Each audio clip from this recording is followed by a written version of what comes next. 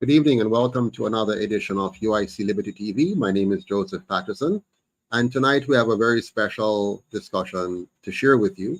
We're going to have a young man here on screen shortly, Mr. Sheldon Artwell. He's going to be talking about his very, I'd like to say, unique experience. I wouldn't want to think that a whole lot of Jamaican has been through that experience, but there might be some of us anywhere on the island or even those in the diaspora who might have experienced something like Sheldon. And so this is going to be a discussion where we get to learn more about his story and identify with him and share in his life as we try to bring across to the rest of our nation some of the unique challenges that our children at different levels of their lives may have faced. Sheldon is a very interesting young man. I'm not going to tell you a whole lot about his story because I want him to tell the story for himself. We're going to have some special guests on the panel as well. Many of you are going to meet for the first time the UIC Vice President for Cornwall. She was recently elected, Ms. Karen Francis. She's all the way over on the western side of Jamaica in Montego Bay. And you're also going to meet her sister, who is a counselor and somebody who is educated in the field of mental health and will be able to help us, communicate effectively with Sheldon and talk about some of the issues that he may have faced and which others may benefit from learning about. So we're going to hear from Marsha, or Marche Francis, her name is. Very nice name. Reminds me of a company I used to work for called Movenpick, where one of their brands was called the Marche brand.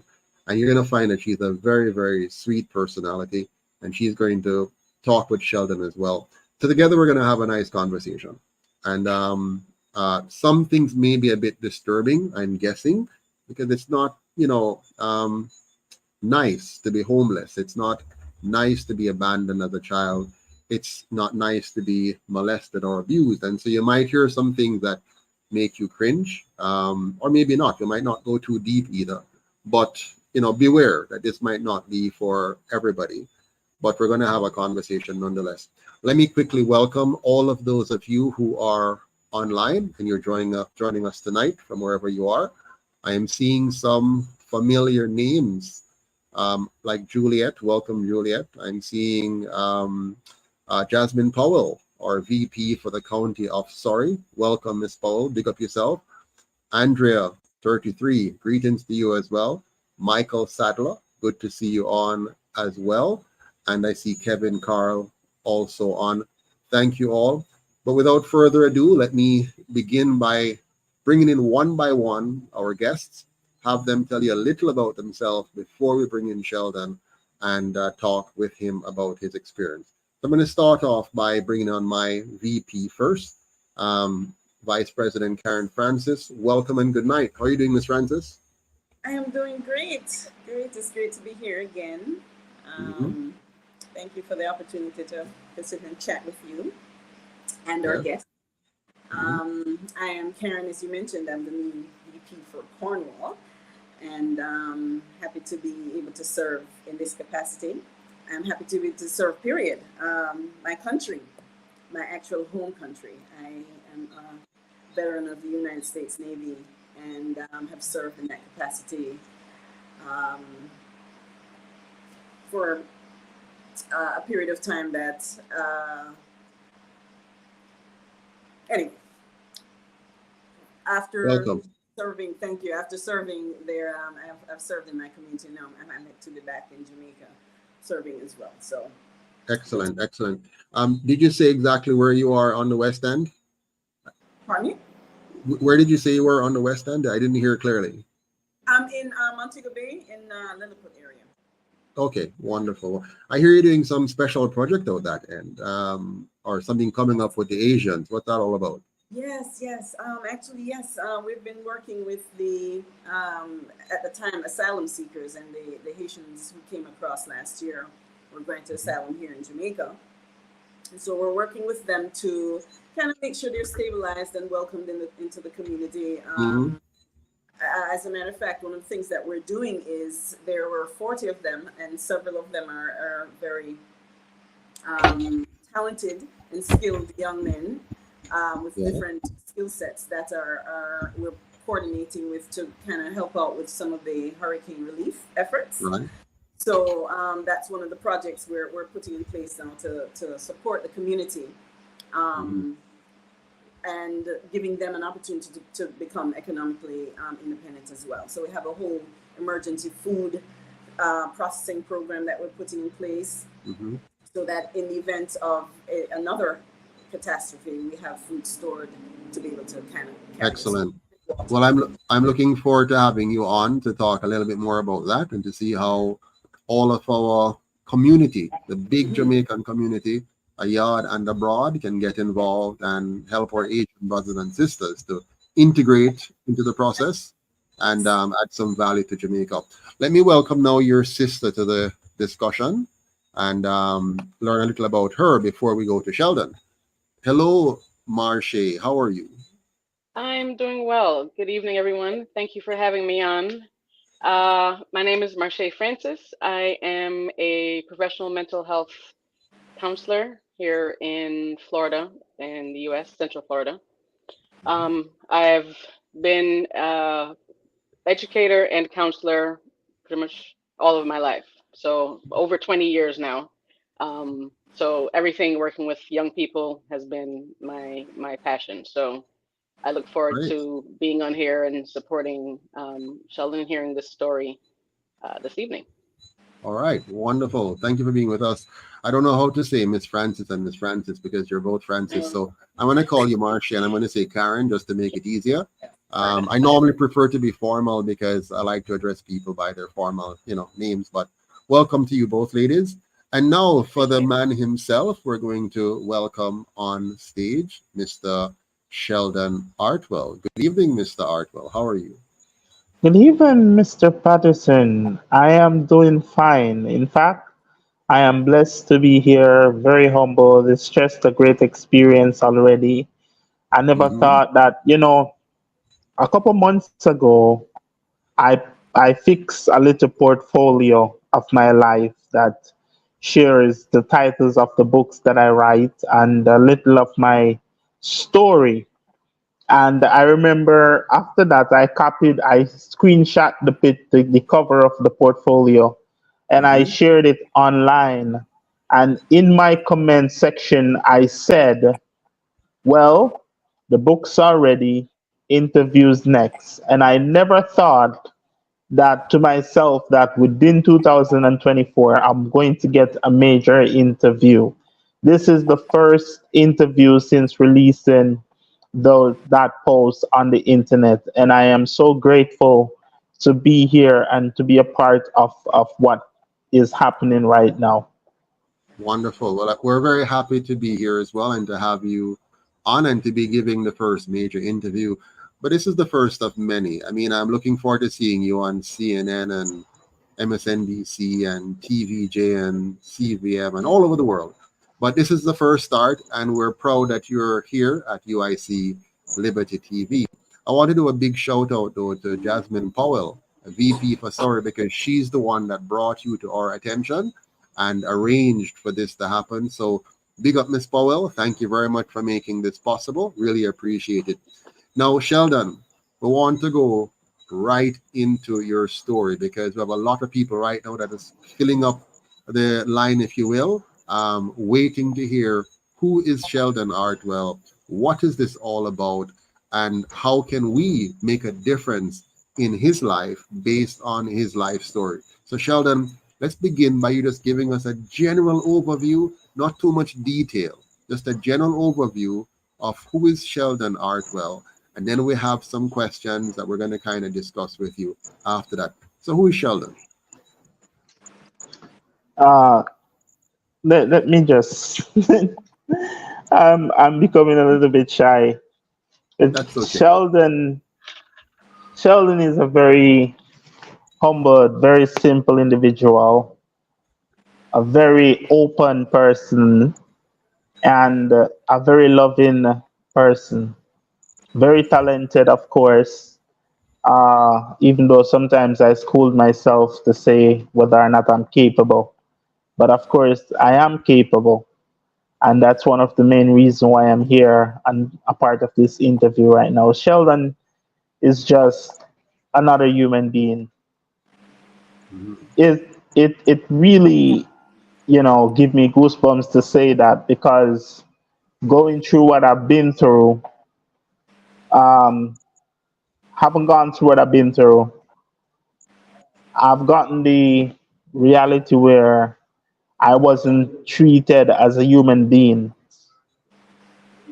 So it's very important to say Sheldon Artwell is a human. Amen.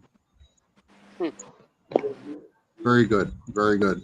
And at the heart of it, at the heart of it all, it's we're all just human beings, regardless of whatever positions we may have, whatever station we may have in life, whatever achievements we may have accomplished.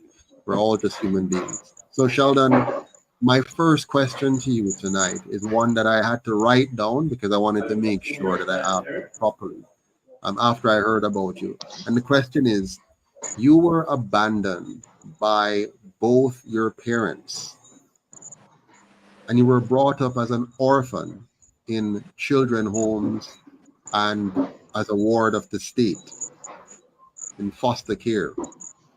What was life like growing up in such a situation, being abandoned by your parents and going from foster care to foster care and being a ward of the state?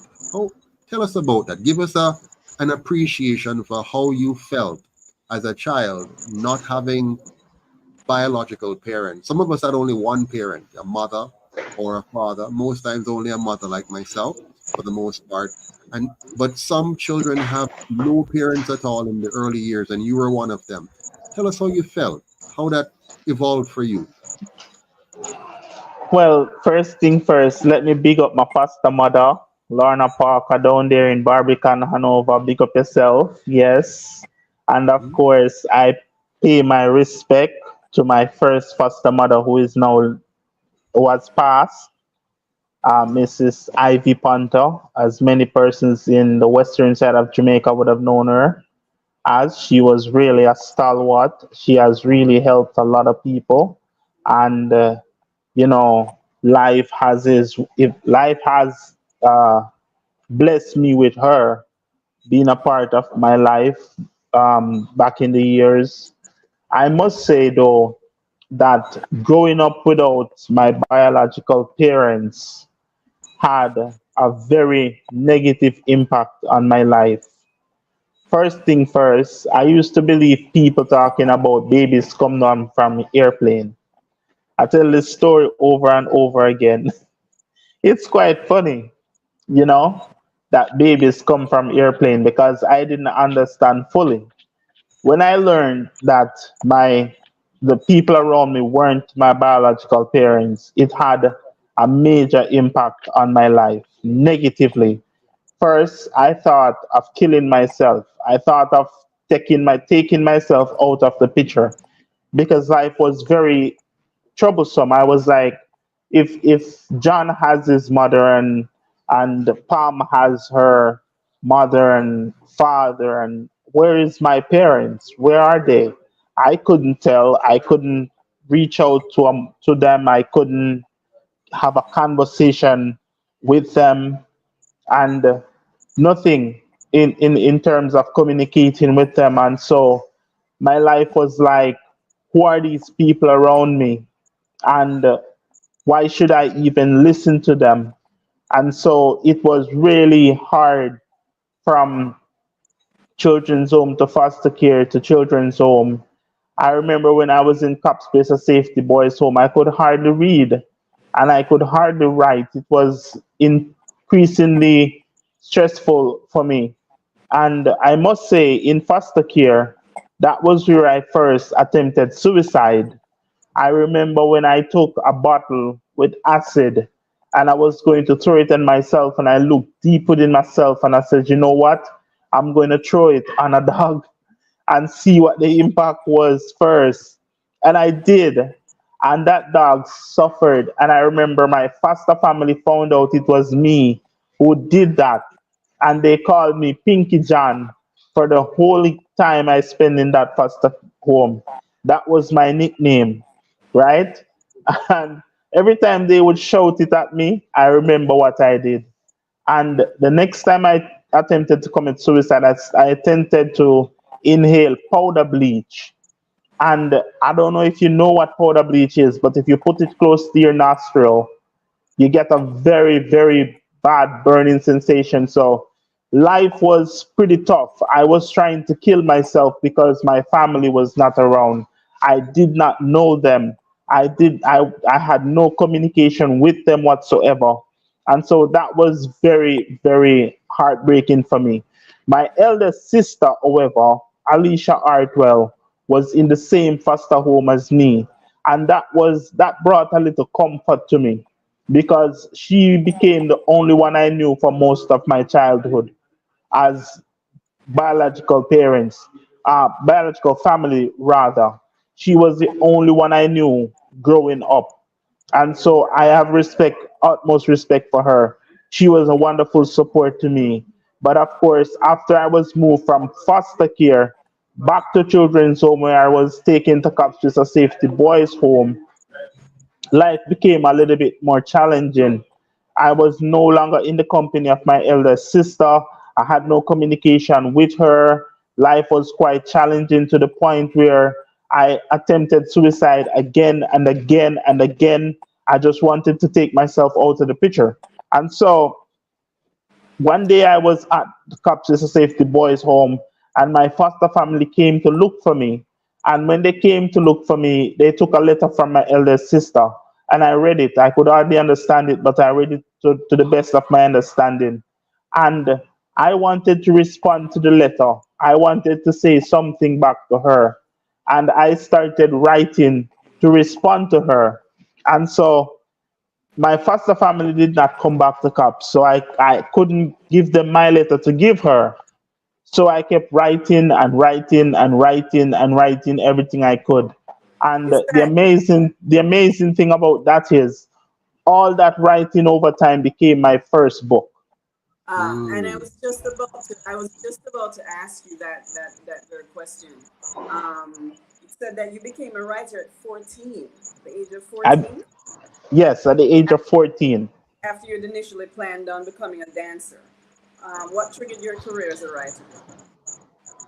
Well, you don't want to see me on the dance floor. I'm not a dancer. At least Okay, not anymore. Maybe back in the days I could do like Lagan, and I could do like Over the Wall and you okay. know Weddy Weddy and all of those things. But now I am so stiff on the dance floor, you wouldn't want to see me on the dance floor, honestly. But So it what was your triggered my career first as a writer extravaganza, was a letter from my right? sister. Ah, okay, okay. It was the letter from my sister that triggered my career as a writer. Ah, Because I nice. didn't know that I could write. I literally felt that I was incomplete. I was incompetent. In fact, when I was in Sandy Bay Primary and Junior High School, where I went as a child, I could hardly perform. I was placed in competency shelter, which is basically which is basically a position in the school when you cannot perform. So they place you in that class so they can help you with basic learning, basic skills. And so I couldn't perform. So it was very challenging. I remember at one point, you know, when I started writing to send the letter back to my sister, I was thinking, hey, I can't spell certain things. How am I going to do this? How am I going to do that? But I was writing to the best of my knowledge. And that's what triggered my writing career. A letter from my sister. Ah, Did your sister ever respond to any of those letters? Did she get any of them? My sister didn't get any of the letters. Oh, No, she didn't. She didn't get any of the letters. None of them. so, so And you in saved fact, them. I spoke with, yeah, I spoke with her recently, and I told her that it was her letter that triggered me as my potential as my career as a writer. And she said to me, "Really?" And I said, "Yes, it was your letter." And she says, "Oh my God, I remember the letter." And I said, "Yes, it was that letter that you sent to me, and I really appreciated it. And I just wanted to tell her what life was like for me in children's homes." Can we So, fasten your business a little bit? 1 second, Miss yes, Francis. I sure, want to sure. fast a little bit. What was the content of her letter? What did she, the essence of it? What did she write to you and say? Well, mostly she was telling me that in the letter, she was telling me that she was sad. She was so sorry that, I got abolished from my foster home, my foster family. She was telling me how much she loved me, how much she cared for me, how much she misses me, and she wants to see me again. And she just wants to see me around her, and we can just be family. And that was mainly what the letter was about. Okay, Miss Francis, go ahead. Karen, that is. Go ahead. Your thought. Yes. No, I just wanted to inquire about the books that you've written. Which how many books have you written? I've written 194 books, and that's in my current career. In my previous career, because I had started writing at age 14. By the time I was 22, I had more than 20 books completed. By the time I was 26, 20, no, by the time I was 23, 24, I had completed writing more over 30 books. And so, unfortunately, the unexpected happened. I met my family, my father, and I didn't want it to go so far in the story before, but I met my father, and we didn't really have a good relationship. I don't think we have a good relationship to this day. And that was because of faith difference. He's a Rastafarian. I'm a person who believes in Christ. And so my father instructed one of his baby mothers to destroy all of my writing. So everything was destroyed, right? And I was kicked to the streets. He abused me and then he kicked me to the streets. And he also enslaved me, tortured me, and put me through a whole lot of pain and then kicked me to the streets. And so I had nothing. And it was during my time on the streets, all the books that I have now, the 194 books in my career now, all of those books were written within the 10 years of homelessness. Wow. Hold on a second. I want to bring in Marche now. Marche, did you have a question or comment? I I did. The thought that has come to my mind, which it's a strategy that we do use in counseling, is actually writing. And so I did pick up before Karen had asked if your sister did receive any of the letters, but one of the strategies we use with patients is to have them write letters, even though it may not be a letter that someone may receive. It is therapeutic to get out certain emotions, and clearly it was therapeutic for you to use the writing. And so even after what happened with your father, it was also you learned from early on that it was good therapy for you to write, and so you you actually ended up becoming a better writer, frankly, after he did what he did. So So Marche, interestingly, you ended up using the therapeutic strategy so to make Marche, it serve. would you say then for our viewers listening, anyone who is in, some kind of uh, emotional challenge, similar to what, or even not similar, but any form of emotional challenge, it's a good thing to just write out your feelings as a part of helping yourself, self-care. It is, and especially depending on what it is that you are writing about. But basically, very often we are not, as a culture or society, we're not really encouraged to deal with our actual emotions around any pain that we have suffered or endured. And so, very often, when you write, it's the one time that you can be honest about your feelings. That's why a lot of usually you'll hear girls do it, but it's good for everyone. They'll have a diary or you have a journal, and that's where you can kind of address emotions that you'd be afraid to say to someone in person because you'd be afraid of judgment. But when you get to write, there's no judgment to it, and you can actually address emotions. It is very unhealthy. You can literally have physical manifestation of stress from emotions that are smothered and held down. Interesting. Karen, just to get your thought on that, do you think that writing is a good coping mechanism and therapeutic? Absolutely. I have used writing as a classroom when I teach middle school students in Florida. Having them write poetry was a way in which they were able to express themselves in a very creative manner and to be able to kind of share it. So I agree that, somehow you found a way to heal yourself through writing and and through them and use that to manage your emotions. So in the form of education, encouraging students to write is, as Marcia mentioned, or just maintain a diary is a good, healthy way of coping. It's interesting. I think Marche, and I'm going to get Sheldon's thought on this. Marche, you mentioned that mostly girls will write, mostly, and keep a diary. I remember, like my wife, I mean, she loved keeping a diary. Sometimes too good of a diary. She remembers everything, things I wish she would forget. But you know, but but you say females tend to do a much better job of wanting to write things out and keeping a diary.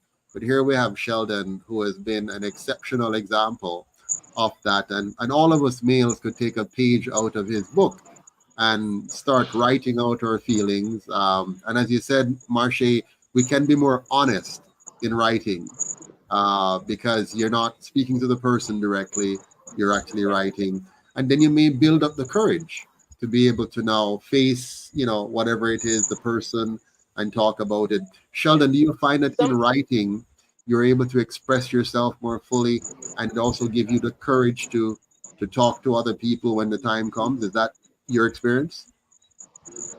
Well, for me personally, when I, Mr. Patterson, when I write, well, whenever I'm like emotionally broken, whenever I feel down, whenever I am going through my worst, I just grab for my pen and I start to write. And that's actually how I overcome most of my challenges, right? Okay. By writing. Hmm. By writing. I, So I would write about the situation and I would be like, this happened to me today, this happened to me in this way and I didn't like it and it was really bad and what happened and how I felt and I felt so disgusted and I really want to get this out of me. And I would write everything word for word. And within few seconds, I'd be like, well, that was something. That was that. Let's move on. And Okay. like after a while, like say a few weeks or months, when I read it over, when I go back to look at it and I read it over and I'll be like, I was there. I was there. Look where I'm at now. I'm an overcomer. Overcome. I'm in a better position, right? I can make better decisions. What if I had done that? How would it impact me? How would it impact others? Right? And so writing helped me a lot. Excellent. And it Sheldon, shows your progress. Eh? Go ahead, yeah, Marche. the question I have for you is, and I asked this question for viewers to learn how to push through a challenging situation. So clearly, you've had the experience from childhood, then you had it, turmoil again after your father went through that whole abusive situation. How did you maintain your focus, especially now being homeless? How did you find the ability to find the strength to say, I'm going to still focus on writing, even though, you might have been in a situation where, okay, how do I find pen and paper when I can't even find a roof? How do you push through when, circumstances got so terrible? Thank you so much for this question, Marche. I've always wanted to share this part of my story is when I became homeless in early 2014, I thought life was over. I thought I was at the end of the road. In fact, I thought somebody had put out a piece of stick for me to hold on to, and I had somehow missed the stick and I was falling down a gully. I was literally in an Atlantic all by myself. It was just thoroughly challenging, extremely difficult. Some days I would get up and I would be like, oh my God, how am I going to survive today? What am I going to do today? What am I going to do tomorrow? If there will ever even be a tomorrow. And so, personally, for me, as it relates to writing, when I started writing again, was when I decided to say, you know what? If I have breath in my body, I can write. If I'm alive, there is still hope. So I started writing. I had this phone, it was a banger phone, and I would send text messages and to different people and I would write different quotations and I'd be like, you know what? I could use the same phone and start to put some scripts together. And so I started creating drafts. So I would create the one chapter, like 15 different messages, and I would start to sum it up like that on the phone. Bad for me in that I lost a lot of writing because the phone stopped working and I couldn't retrieve those writings. But after that, I started writing on basically anything that I could find, like pieces of paper. At one point, I was walking around with a big bag of papers. And I was thinking, people must think I'm crazy because I'm walking around with a big bag of papers. And anywhere I go, I have a big bag of papers. If I go to church, if I go anywhere in the community, I go to work, to try to get a job, I have this big bag of papers with me. And I said, you know what? I'm going to have to get over this milestone. And so I would just write and write and write. And the truth is, I wasn't counting the books that I was writing. I was just writing for writing's sake because I felt like this is a way to overcome. One day it's going to be better. One day, I'm going to come to the end of the tunnel. One day I'm going to see the sun shining. And I kept pushing myself, motivating myself, to start pushing myself to the point where I believe that it's going to happen and there is just nothing that's going to stop it from happening. And so I was writing until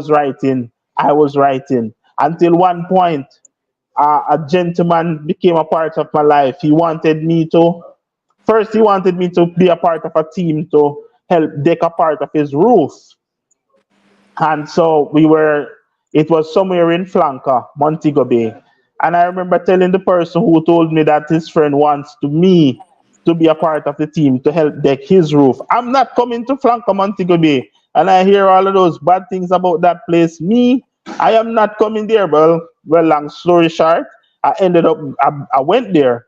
And shortly after I went there and I went home, shortly about a few days after, the guy came back to me and said, that my friend likes you. I think he think you're intelligent and he think you can help him to read and write. And I was like, me? And he said, yes, he wants to help you. And I went to his house and I spent 8.5 months. And the 8.5 months that I spent there, he had a computer in his living room. And I made sure that I made use of it. When everybody was sleeping at night, I was not sleeping. I was up working right through the night after night. I remember at one point, people were wondering if I was a vampire because they would cook and leave the food for me. And so in the day, when day break, I go to sleep for 5-6 hours. By the time 3-4 p.m. comes, I'm up and I'm writing right through the night. I'm editing, I'm doing everything because I don't have an editor, I don't have a proofreader, I don't have an interior designer, I don't have nobody to validate it, to say this sound good or that. I was my biggest fan, and I'm still my biggest fan. I will write something and say, yes, man, it sounds good. This one land the trophy. I am definitely doing something good. You are I would write a book. Sheldon, and I would look at it and be like, oh, this has the potential to become a best-selling book. This one is going to really hit for it. And I'm like, oh yes, man, yes, man. And I would become that cheerleader for myself, cheering myself on, cheering myself on. But unfortunately, after 2014, I had to leave from that place where I was staying at the gentleman's house. And so I kept moving from one place to the next, from one place to the next, from one place to the next. And then here comes me in 2015. In 2015, I thought life was completely over. You might hear me repeating this over and over and over again. That's because I thought life was over at different points, at different times, in different years. But in 2015, I felt it was it. I had no food to eat, no water to drink, no friend to contact, no family in my life, nothing. I was basically scrubbing for survival. I miss death by the skin of my teeth. You know, at one point I said to myself, you know what? I'm going to have to write my eulogy because if I die, I want people to know how I die or what killed me. And so I was writing my eulogy. And I'm very honest, I was writing my eulogy. And when I survived 2015 and I made it into 2016, I summarized that eulogy and it also became one of my books. Wow. Question, Sheldon. Is it possible for you to read a piece of any one of your books for us? Just a small piece so we get a taste of your your writing. If any is available. Do you have anything nearby? You can read a little piece for me. And while you're I searching do. for that, search for it. I want you to take a little bit of time. I want to hear Miss Francis Karen. You were saying something earlier on. And we didn't get to hear you. Could you go Yes, ahead and share that for me? yes.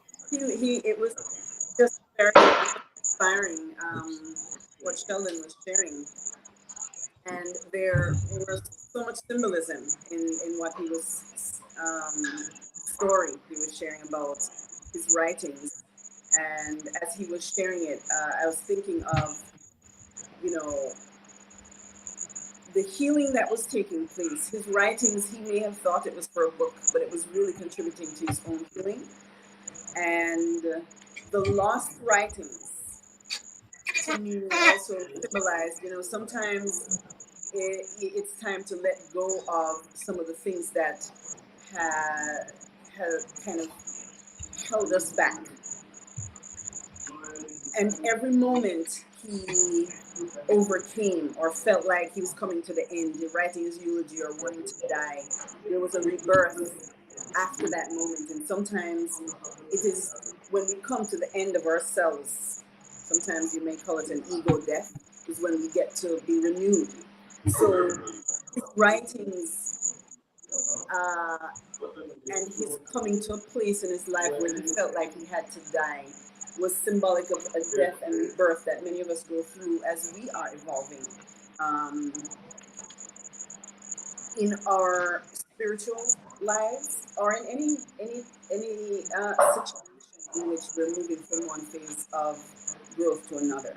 There's a death and rebirth happening, and as Sheldon was sharing, I was seeing this play out in his life. Mm-hmm. I just couldn't imagine how someone could be so positive and encouraging coming from the background. But the writings seems to be what carried him through. Very, very powerful and very inspiring. I, Absolutely. Go I ahead, Marcia. again, from the therapeutic standpoint, there are a couple of things that Sheldon's doing, which um, is also part of strategies that we use in counseling. Writing, as Karen mentioned, writing and actually losing it is is an exercise that we have used with clients who either they're having emotional turmoil over something from someone that they either have no longer have access to, whether that person has passed away or they can't find them, or they're afraid to kind of confront them. So they're able to, we usually do an exercise, they'll have to write that person a letter, address their feelings, and we'll basically have them burn it. The idea is to get the emotions out and discard them. The second thing that he does, which is something that not only people who are going through a life of trauma, but all of us really should do, is you.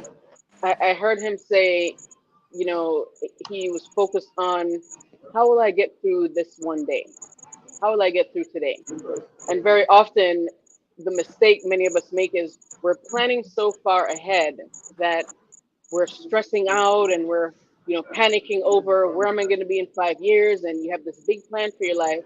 But very often you just, you know, especially, you know, in my work with people who are recovering addicts, you're often telling them you just need to get through today. You get through today and you can get there. So one of the things Sheldon said was very inspiring is he would just tell himself, you know, as long as I have breath in my body. So, which is like the greatest combatant to suicide.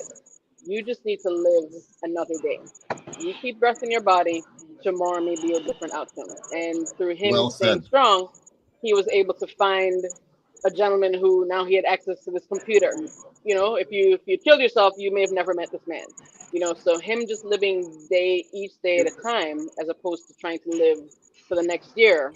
You know, it's a great lesson for all of us to take from it. It reminds me of a religious song that says, "One day at a time, sweet Jesus." Jesus. So just live it, Yes. day tight compartments, each day unto itself, So yeah. and don't stress yourself too much. But Sheldon, you have a whole heap of friends, man. I'm seeing online here, people saying greetings from all over the place. I'm seeing Michael Sadler. Greetings, Michael. I'm seeing Kevin Carl. I see Jersey Sue is saying, greetings from Seattle. I am Sheldon's American mom. All right. So, Sheldon, you have an American mom there, Jersey Sue. I'm seeing Amar Abira, who is also saying hello. Greetings to all Sheldon's friend, Marcia Scott. So, I hope you know who Marcia Scott is. So, she's a friend of I yours. do. You do? Okay, good. Well, Yes, big up I do. yourself, Marcia. Sheldon remembers you. And we have also, who is this now? Amara is saying hello because I think she knows you as well. Welcome, Carol Spence. Good to see you on. And Miss Powell. And who else I'm seeing here? Somebody was asking, how old were you when you were in foster care? And I think that was from age 2, right, Sheldon? From age 2 to about. I believe I became a ward of the state. To the best of my knowledge, I believe I became a ward of the state in 1993 at age 2. Okay. And somebody's asking here. They're asking how I'm doing because I'm in St. Elizabeth. Well, Beryl mash up some part of my land and mash up my greenhouse and stuff. But I'm still here. The cleanup is happening. We're almost done with the cleanup, and we're getting back to business. So thank you for your concern.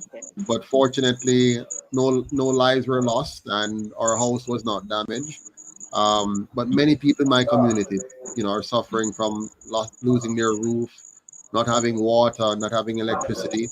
I'm very fortunate because, as you can see, I have electricity because I have a solar system and backup generator, and we have a pump and tank and water, so we're okay. But many people are still struggling over here in St. Elizabeth. But thanks be to God, all of us have our lives, and we're finding a way out of it. So thank you so much. All right, back to Sheldon now. Did you have a question? Another? Oh, we're going to hear from your book, Sheldon. Read something for us now. Let's hear Okay, from. so You're right. I wanted to read a part of one of the poems that I wrote when I was going through all of these trials. And it's a reflection as of what I was actually facing, the mood, the time, the reality that was surrounding me. And so I wrote this poem in 2015 entitled Life is What You Make of It. And I'm going to read the first verse for you. It goes like this: Life is not easy and the trials are hard. Sometimes it is a pain with a broken heart. Life is not a burden I cannot bear. but lonely is the journey when no one cares. Life is moving, living is life. Fit to the day, adjust to the night. Life is standing and purpose to rise above every mountain with eyes to the sky. Life is what you make of it. Sow no seed and you reap no tree. Life is what you make of it. Set no sail and you will fail. Life is what you make of it. You can beat your challenges. Life is what you make of it. Life is what you make of it. Thank you. Oh Wonderful, my, wonderful. that, Who wants to comment on that? Go ahead. you're Uh, blowing me away. Go ahead. Please. you know, Uh, considering your journey, I'm almost embarrassed to think of any complaints I've made in my life, and when I compare it to your struggle. And people always say, you think things are bad, but there's somebody that's worse off than you.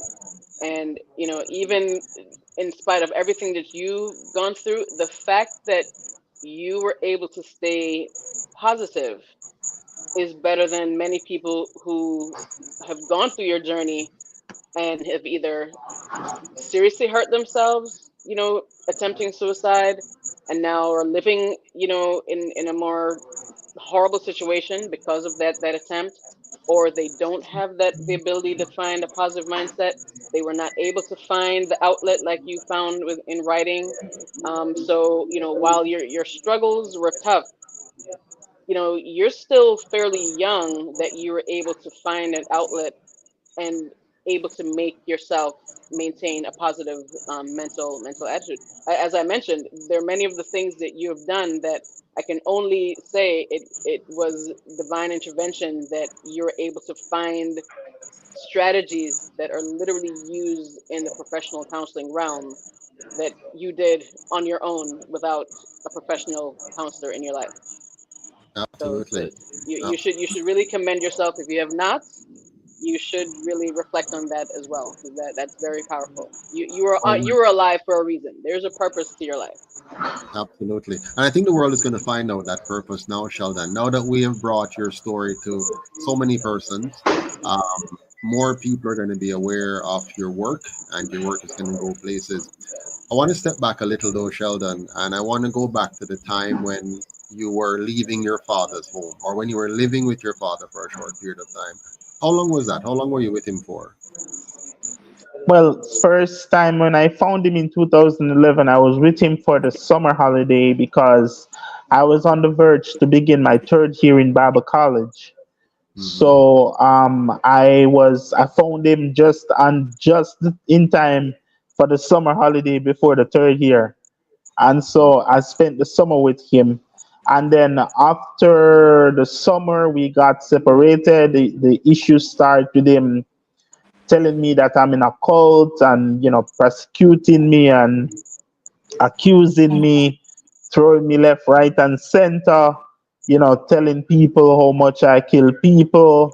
And, I don't think the Rastafarian community really can completely understand who a Christian is.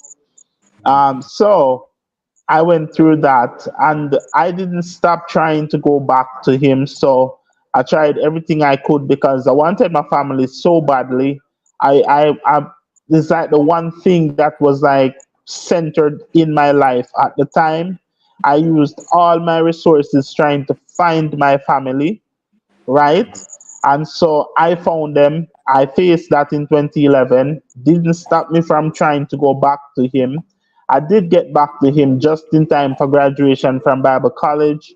Now, when I was at the Christmas holiday of 2013, I thought it was good to go to my biological father's home to spend the Christmas, and this would be the first Christmas ever, to my memory, with my father, right? I can't remember spending another Christmas with him. So this was like the first one that I remember with my father. So it was more of a Christmas to me, right? Even though before that I didn't really celebrate this thing because honestly, people tell me, say, oh, you're a Christian, time for family, but I had no family, right? And so with my father for the Christmas holiday, I had plans to leave him after that to go back to church to see if I could fulfill the Lord's calling on my life. Anyway, the church decided that the apartment that they were paying for me to stay throughout my internship and all of that, to go into ministry, they decided to stop paying rent for that apartment. So I couldn't go back. So I was stuck with my father. And so I was with my father from November. I think it was December, sorry. It was from about the 19th of December, 2013, until early February 2014, when he became very evil against me. Have my books destroyed, tortured me, enslaved me, put me through a whole process of interrogation, and prosecute me in a very bad way, and then kick me on the streets. And then that was where the journey of Began survival began. 10 years. So, Sheldon, just to help us understand, was the conflict primarily around religion?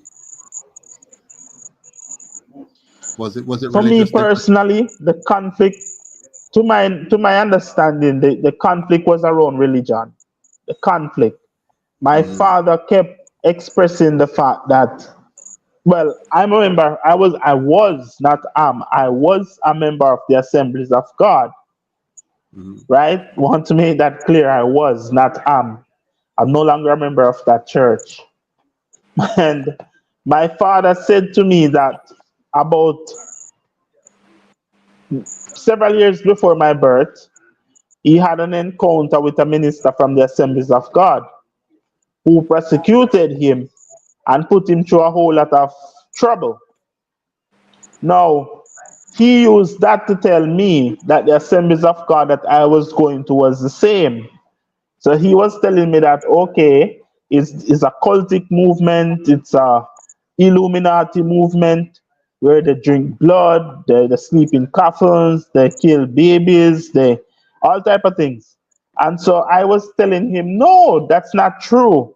And sadly, when he started expressing those things towards me, I thought getting my pastor involved was going to change the whole narrative. So I says, okay, my pastor is a senior man in the Assemblies of God. He's a missionary. He knows what the Assemblies of God is about. And so he can really explain this to my father. And then my father is just going to just understand and everything is going to flow right.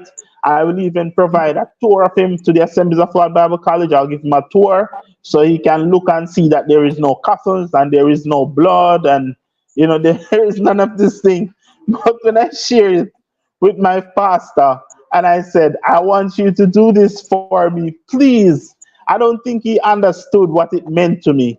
So really, my pastor looked at me and says, that would be a waste of time. That was very hurtful. That was hard to swallow. That was very hard to swallow. Right? mm. That was hard to swallow. A So waste you of did not his get the time. support.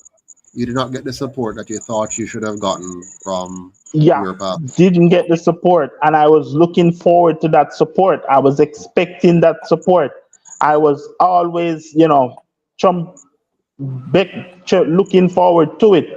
I even mentioned it to other ministers in the Assemblies of God, and I said, can you just do this for me? And they were like, no, it's not going to make any sense. And I'm like, oh, it's not going to make any sense. You are really doing something that meant everything to me. And it was just not there. So your father obviously had a problem with your religion, couldn't understand your religion per se, and here's a conflict. Now, did that also affect other members of the household? His wife, I imagine, other siblings. Did you have other siblings at the home? Well, it was traumatic for everybody, I must say. But Mhm. at the time, he was married. He had a common law wife, but he wasn't married. And so at the time, it was very traumatic for everybody. Everybody was actually jumping on his side. They were saying, yes, he is right. What he's doing is right. and I was like tied out as the evil one, the scapegoat, Mhm. the evil person. Mhm. He told the family that I was sent by my mother to kill him, which at the time I didn't know my mother, haven't met her. So I had not met her. So he was saying that it was my mother sent me there to kill him and to How kill old my were you brothers then? and sisters. How old were you I then? was 23. 23. And you had not seen your father until then. I mean, you said about a year before you saw him, right? A year before that you had seen him. I saw him in 2011. In Okay, 2011, 2011. and And then and now you're talking about 2013 at this point. yeah, Yeah. 2013. At Okay. this, well, in At this 2013, I was 20. I was 22. 22. Okay, okay. And you said your father tortured you. What do you mean by that? Well, my father put me to sit down on a chair all night and forced me to confess to what he claimed I was conspiring against him with. Okay. Mhm. Okay. Okay. And Have then you? I go have ahead. a follow-up Yeah. question. In terms of where you are with your father now, have you all overcome this difference? I find that um, the difference, the belief systems that we have, isn't only driving a wedge between you and your father. It drives a wedge between all of us as a people. The differences we have in our beliefs and philosophies.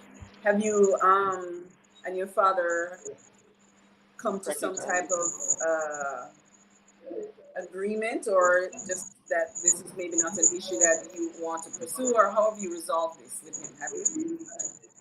Well, I haven't resolved it. Haven't resolved it. By the way, let's just a little bit of correction. Back in 2013, I was 22. In 2014, I was 23. Just for clarification, as it relates to the relationship with my father, I do not believe that there is going to be a reunion between me and my father. Hmm. Okay. Okay. Sorry, Yeah. sorry for all the listeners who are watching from around the world that may think, oh my, he really thinks that? Like, yes, there is No, no. not It is. going to Yeah. be a reunion. And the reason is because my father has expressed evil against me. Hmm. It's only God alone can tell the depths of his evil. Hmm. And I believe that Sheldon, if I should trust him again, it's going to be the end of my life. And at this point, I am making decision not to reunite with him. Go ahead, I do Marsha. have a question. Marsha. Hmm. Sheldon, so far there, and I'm sure there may have been other experiences you've had as well, but it seems as though there twice in your life that, you, and from what you've shared, that you have aspired to believe in, having certain relationships. So you spent all your life and all your resources to try to find a family, only to have your father disappoint you. Then you turn to the church to have them try to support you in convincing your father, and they denied you as well. How has that impacted you and your belief in people? Has it, you know, broken your spirit at all? Thank you for that question. Well, to be honest, it pushes me. It's hard to trust people. For me, it's very hard to trust people. Very, very hard. I have to literally reach deep within my heart to find trust because I've put myself to the length and breadth of trying to reunite with people who I thought would have supported me.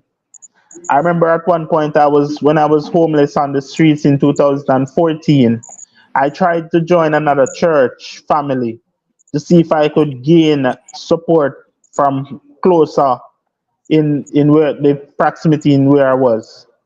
And the church family told me that the pastor told me that there are only two ways I can join his church. One, I can accept the Lord and be baptized in the church, or I can have my membership transferred from my previous church.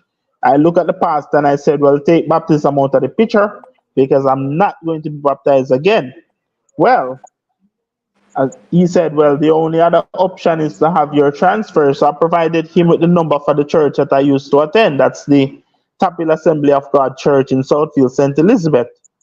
And according to him, let me say according to him, the pastor of the church, they contacted my previous church, and the secretary that they spoke with told them that there was no such Sheldon around. In fact, he said, in his words, he said, listen to me. These people said that there was a man named Sheldon sometime couple years ago, and he was only around for 3 months, and then he was no longer around. So they don't know about the Sheldon Artwell that you're referring to. Marco, this is the church that gave me a scholarship to the Assemblies of God Bible College. This is the church that funded my first 2 semesters at the Assemblies of God Bible College. This is the church in which I got baptized from I was 15 years old. This is the church that I served in until I was 19, 20, 21, 22.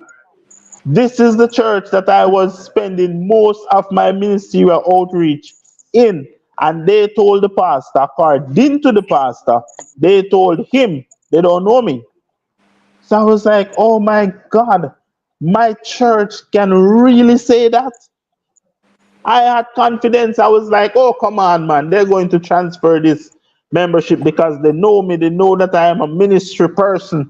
They know me as a very strong supporting brother. They know me as one of those persons who support them on every level that they go. I was surprised. I was shocked. I was shocked out of this world. I find that another very powerful message in what you was just sharing. When you just sharing, um, you know, a lot of times you're looking for the strength in something else, and the strength is within you. The church that you are trying so hard to get into, to for whatever reason, the strength was in you. So their rejection of you really just solidified the power that is coming from within yourself. And it's really interesting that you mentioned the church a lot, and I was wondering where you pulled the strength and courage from to encourage yourself to move forward. And there seems to be something from which you gain this strength. I'm not sure what it is. Maybe you can share that with us, because during this time that many people are going through it's difficulty, whether it's because of the hurricane or because of any situation they're having in their lives right now. They're having to find, or maybe they don't know where to find it. Where would you say you're finding the strength from to be able to push it? And how could you encourage people who are, at their wits' end right now, don't have water, light, and just having a difficult time? What would you encourage them to? How would you encourage them?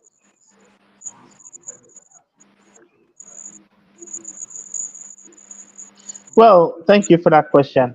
You know, personally, in myself, I've written a lot over the years, and I've put myself into a position where I believed in certain thoughts that I put together.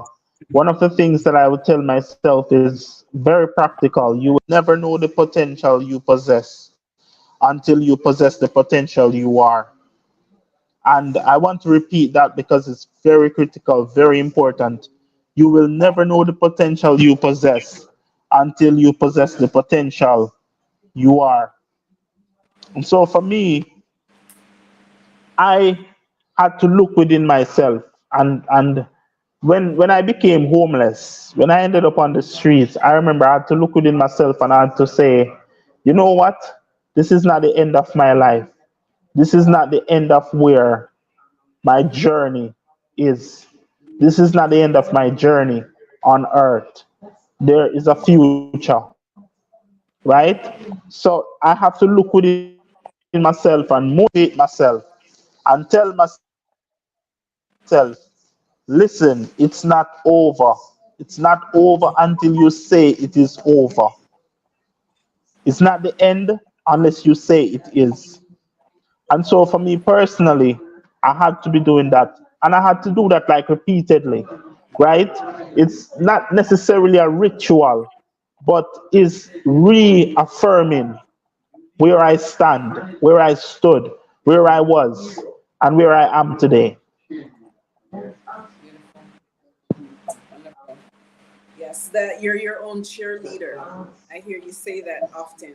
And um, many times we look from without, waiting for others to cheer us on. But I think how you move through is the key to be your own cheerleader sometimes, to give yourself a pat on the back, to give yourself recognition, to love yourself. Because before you can even love anybody else, you have to love you. And I think Yes, of that.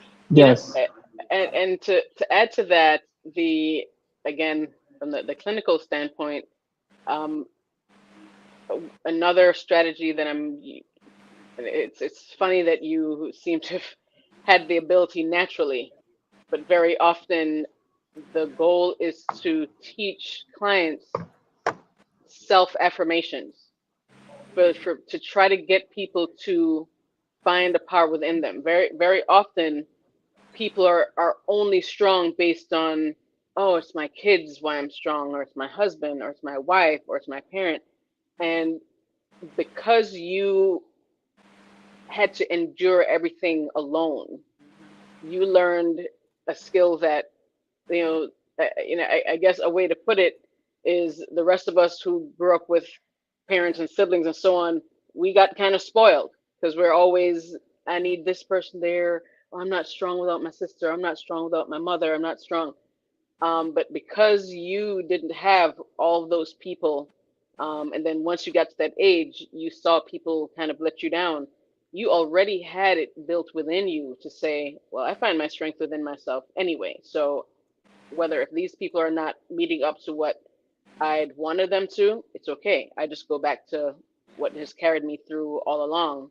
And that's, again, another superpower that very often it's what I people come to me for counseling for, and I have to be teaching them how to, find their strength within. Um, so, with that, I wanted to ask you, what would you say to a young person? Because it's very good, we can have the insight as adults, but what would you say to a young person who may be living through the difficulties of today, whether it's living in a family with a parent who's an addict or a criminal or a parent in prison or jail, and they're kind of trying to figure themselves out through life, and they're not sure where to go from there. What would you advise another 10, 11, 12-year old that may be going through some similar challenges?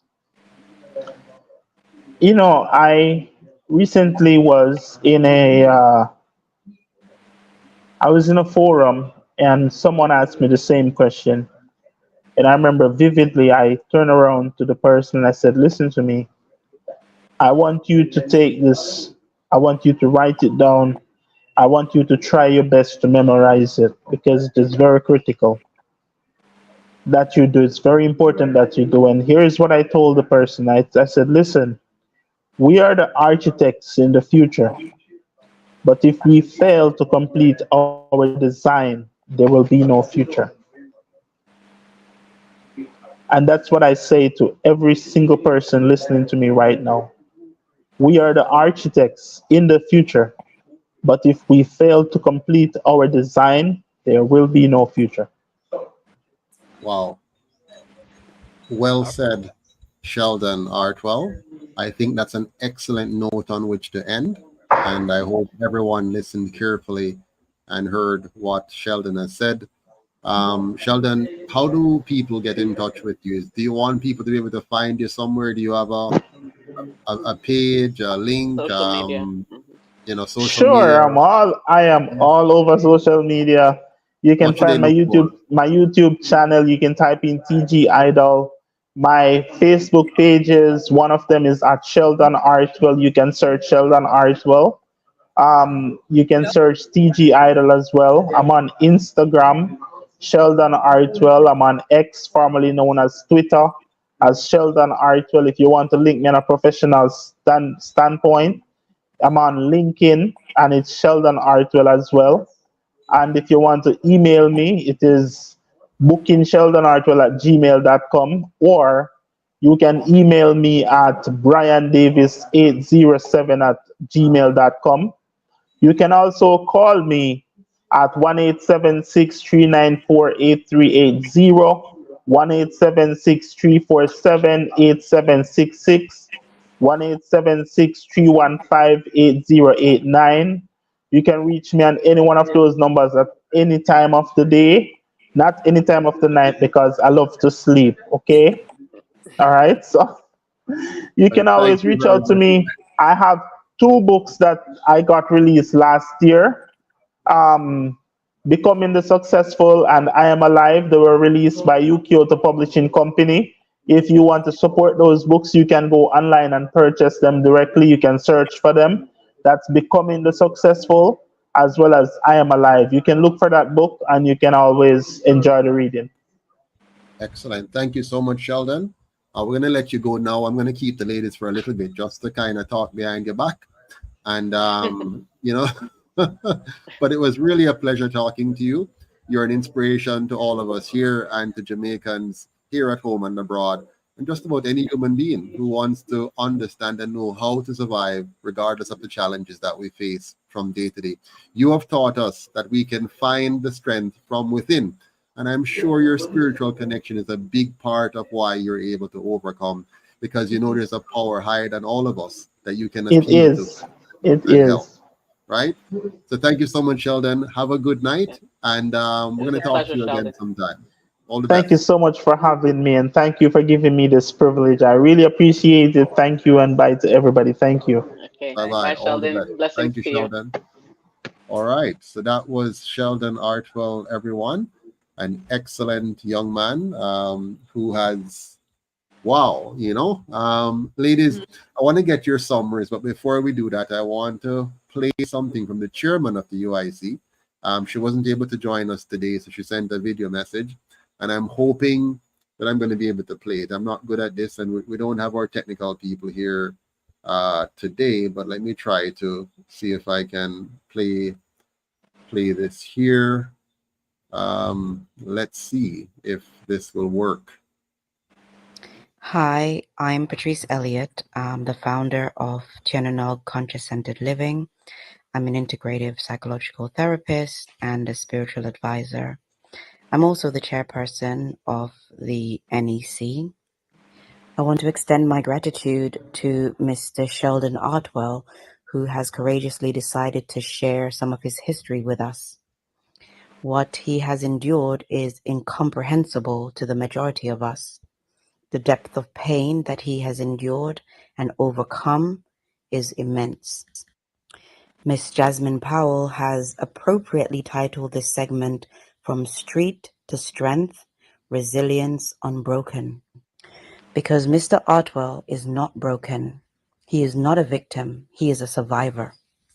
His testimony of strength gives strength to others. And his love of humanity is his greatest strength. And that's something we can all learn from.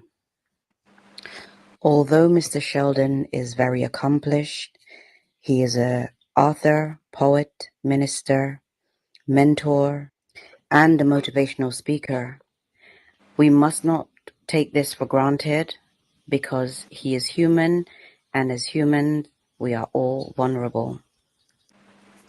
The UIC wants to assure the viewers that they have taken steps to make sure that Mr. Sheldon receives the emotional and psychological support he needs if he feels he needs it before and after the program.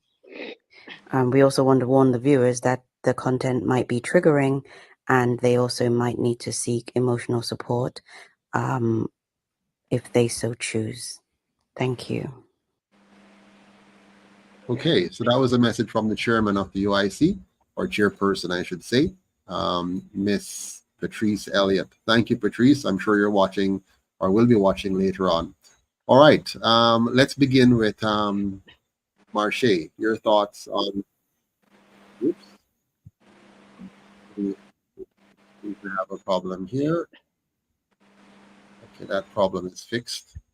All right, Marche, your thoughts. Summary. Sheldon is amazing, especially for so many young people that I've worked with over the years. Quite interestingly, he and the young people, seem to, as the title rightly says, the resilience that young people have to overcome challenging situations. It's clearly we would not want to purposely put children through certain things, but I can definitely see the amazing person that was created from the fires that he has gone through. And the man that he's become and becoming, even him seeking out his father. Very often many people try to avoid those triggers. I don't want to deal with meeting my parent because it's gonna, I'm angry or have whatever emotions. But his willingness to face those things, like I said before, it really is a great lesson for all of us to be able to, push ourselves to fight through whatever struggles that we may be going through, and be able to say, I can make it if I just get through this one day. I get through tomorrow. I can push through again. So yeah, his story is very, very inspiring, and I was very happy to see that he's living the life he wants to live, and he is feeling successful, and he's striving to achieve more every day. Very, very powerful story. Well said. Thank you, Marche. Just for our listeners, Marche is a mental health counselor. She has a master's degree in counseling and education. So this is her profession. And we're very happy that she was able to join us tonight to give her perspective on the subject. She's also the sister of Karen Francis, who is our vice president for Cornwall. Karen, it's your turn to give us your final thoughts on our discussion with Sheldon tonight. Yes, I'm absolutely taken aback by how this all unfolded. I didn't expect it to turn out this way. I'm very inspired by him, and particularly at this time in the world where there's so much discouragement. There's so many people feeling that they're at their wits' end, and there is no hope for the future. To hear his story coming back from where he has been to be such a positive, inspiring person it says a lot. And particularly today when we and many feel so hopeless, let's just make it through this next day. I have a role to play, and am I going to play my role in this vast puzzle or game of life that we're playing? If we just play our part and make it to the end of the day and give thanks for the breath of life the next time we wake up, I think that there will be a better and brighter day ahead. Well said. Yes. Yeah, my key takeaways from this, and there are a number of areas we could look at, but one of them is the conflict between us because of religion. And the UIC as an organization has gone through great pains to make sure that we respect all religions and encourage people to be respectful of other people's choices. And it's important if we could just get our people to move away from seeing your choice of religion as being something that everybody else should accept.